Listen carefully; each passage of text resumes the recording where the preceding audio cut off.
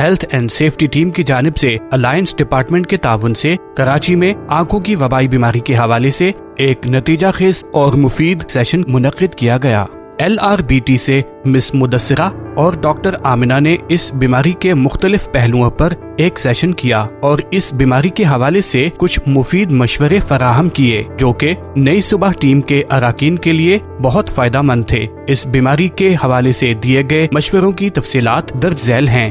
جو شخص اس مرض میں مبتلا ہو اسے کوشش کرنی چاہیے کہ وہ بار بار اپنی آنکھوں پر ہاتھ نہ لگائے۔ سیال کے آنکھوں سے باہر نکلنے کی صورت میں متاثرہ شخص کو سیال کو ٹیشو پیپر یا نرم کپڑے سے صاف کرنا چاہیے۔ اس وائرس میں مبتلا شخص اس بیماری کو پھیلانے کا باعث اس طرح بن سکتا ہے کہ اگر اس کے ارد گرد رہنے والے افراد اس کی استعمال کی گئی چیزوں کو ہاتھ لگائیں۔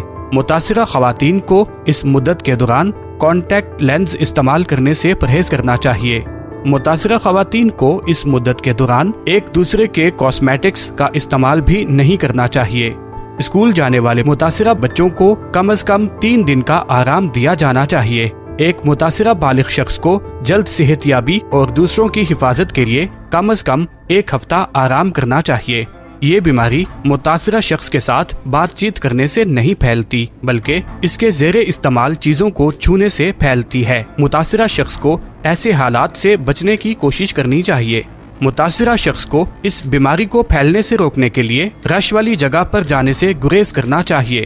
اگر متاثرہ شخص آنکھ کی تھکاوٹ محسوس کر رہا ہو یا اسے لیپ ٹاپ اور کمپیوٹر استعمال کرتے ہوئے آنکھوں پر دباؤ محسوس ہو تو اس شخص کو لیپ ٹاپ یا کمپیوٹر استعمال کرنے سے پرہیز کرنا چاہیے۔ متاثرہ مدت کے دوران جلد صحت یابی کے لیے صحت بخش خوراک اور گرم پانی کا استعمال کرنا چاہیے۔ آنکھوں کے انفیکشن کے دوران عرق گلاب کا استعمال محض ایک روایت ہے، یہ اس پر کام نہیں کرتا۔ خود اپنی مرضی سے دوا نہیں لینی چاہیے، ڈاکٹر کے مشورے سے مناسب دوا استعمال کریں۔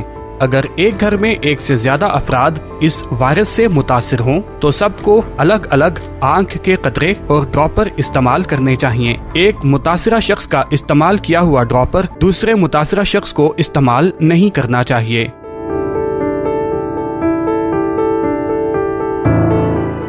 یہ معلوماتی مواد نئی صبح کی جانب سے پیش کیا گیا۔ اپنی آراء کے اظہار کے لیے کامنٹ کیجیے یا ڈسکرپشن میں دیے گئے رابطے کے ذرائع استعمال کیجیے۔